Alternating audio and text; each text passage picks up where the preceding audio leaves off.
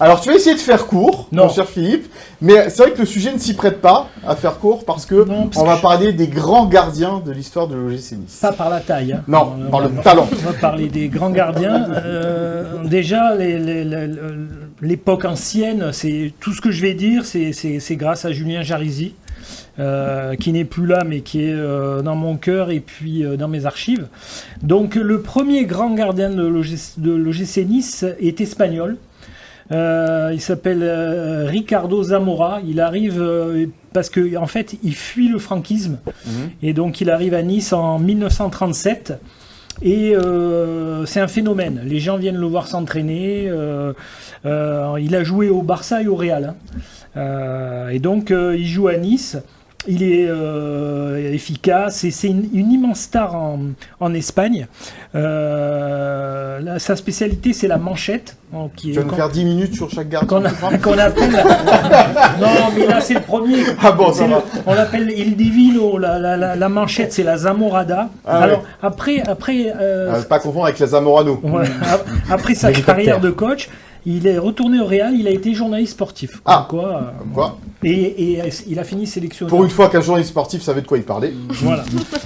Alors après, on va aller vite. Donc, on va pas oublier Robert Germain, qui est le gardien du premier titre de l'OGC Nice en 1950. Oui. Marcel Domingo, qui a gagné le championnat 2 fois, qui a gagné la coupe. Marcel Domingo, qui a été entraîneur aussi à Nice. On se souvient beaucoup plus du gardien que de l'entraîneur, qui est venu et qui a fait descendre le gym. Ça, on le passe sous silence. On n'aime pas ça. Alors, on va parler, on va dire 2 mots de Erabédian, qui est le premier joueur, le premier gardien qu'a vu Dominique. Qui a donné son nom à un stade à la Lovette. Oui, la Lovette. À l'OGC Nice. C'est-à-dire, vous avez repéré Non, il a vu jouer. Je l'ai vu jouer, j'étais tout mignon. Ah oui, c'était un peu l'idole de l'époque. C'était le gardien de Nice quand... Gardien de Nice, voilà. Ouais. C'est lui qui a eu le 3e titre du gym, il était sérieux, sûr de lui. J'ai pas vu les photos, c'est pas grave. T'inquiète pas, en régie, son fort, il s'adapte. Dominique Colonna. Après, on peut citer Dominique Colonna, qui avait un sens inné du placement. Je pourrais pas passer sous silence Lamia. Bon, parce qu'il est pied noir, comme moi. Georges Lamia. Alors, juste une petite anecdote à propos de Georges Lamia, qui a joué 3 matchs de Coupe d'Europe avec Nice contre Fenerbahçe. En fait, ils avaient fait 2-1 à l'aller, 2-1 en retour. Donc, match d'appui sur terrain neutre, à Genève, dans la boue. Il avait été exceptionnel. Nice avait gagné 5-1 et les Turcs l'avaient surnommé l'homme volant. Dominique Collin. Non. Georges Lamia. Je ne viens de retard. Il a raté un épisode. Georges Lamia. Dominique Colonna, Corse. Georges Lamia, pied noir. Après, on passe à Marcel Aubourg, personnage spagnolesque, super gardien qui a joué en équipe de France, tropézien. On arrive à Charlie Marchetti, l'enfant de Saint-Roch. Et puis après, on passe au mythe, la légende. Alors, on va pas raconter la légende de Dominique. Donc, je vais vous raconter l'histoire de Dominique Baratelli. Alors, il n'y en a pas une émission spéciale. Non, Dominique, j'en parle à toutes les émissions. Donc, pour moi, c'est le gardien de l'histoire de l'OGC Nice, c'est Dominique Baratelli. Et de France, des Bleus, il arrive en quelle position, Dominique, puisqu'il est là? On ne peut pas parler de Dominique Baratelli et des Bleus. Sa carrière chez les Bleus a été massacrée par un sélectionneur aveugle. On en avait parlé. Qui a préféré d'autres gardiens à Dominique en Coupe du Monde en Argentine, puis en Espagne. On pourra citer Dédé Amitrano, Dédé le perfectionniste, un super gardien qui a fait monter le gym. Il fait partie, juste je te coupe là-dessus, puisqu'on parlait de taille tout à l'heure. Petit gardien. Quand Martine est arrivé, Dédé, il avait la particularité d'être petit, quoi, pour un gardien de but. À l'époque, les gardiens étaient de petite taille. Moi, je faisais 1m78. C'était grand déjà. À l'époque,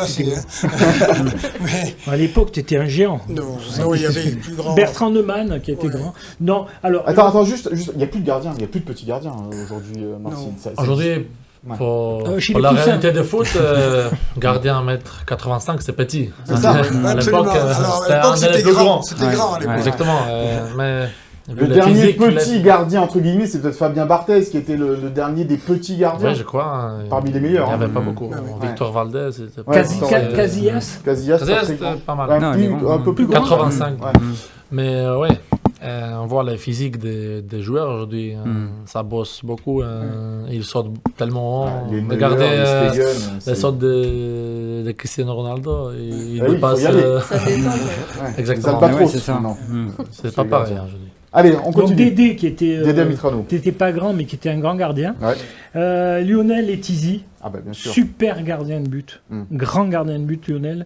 Lui aussi, qui a vu la carrière Nice-Paris Saint-Germain, équipe de France. Voilà, qui n'a pas eu de chance en équipe de France. Ouais, et France qui était un grand gardien, qui est un mec exceptionnel, qu'on adore. Bruno Valanconi, l'homme de la Coupe de France. Il a soulevé le dernier trophée remporté par le gym. Au tir au but. Ah oui, parce que on chante beaucoup, Philippe, mais Dominique, 0 trophée avec l'OGC Nice. Hein. Oui, je sais, c'est notre grand regret. On s'en va.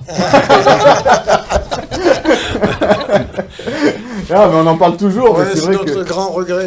C'est vraiment, on a été toujours juste derrière. Il est allé au PSG, il a gagné 2 coupes. Non, mais c'est pour dire à Marcine, regarde, si tu veux être dans l'histoire encore plus grand que Dominique Baratelli, il faudra gagner un trophée. J'avais la chance première saison. Ouais, c'est vrai. Avec cette finale de Coupe de France. J'ai pas dit encore dernier mot. On compte sur toi. Il a gagné un trophée. Il a trop. D'accord, le plus beau. Et est-ce que Dominique, il a eu un trophée? Oui. Nice matin, je sais pas. Franchement, je me rappelle plus. Il a été élu meilleur gardien plusieurs fois en championnat de D1. Après Bruno. Bruno Valanconi. Après Bruno Valanconi, Hugo Lloris. Bien sûr. Bon, qui est né au football à Nice et voilà, qui a été grand à Lyon et ailleurs. Et qui s'est révélé à l'OGC Nice. Et qui lui aussi avait commencé par une finale de Coupe de la Ligue d'ailleurs. Et qui a été découvert par Dominique Baratelli. On le sait, on connaît l'histoire. Qui l'a vu jouer, qui a dit lui. Pupille, il était à l'époque. Bon là, il est bien à Los Angeles là pour finir sa carrière, Hugo. Il a fait vraiment une super carrière.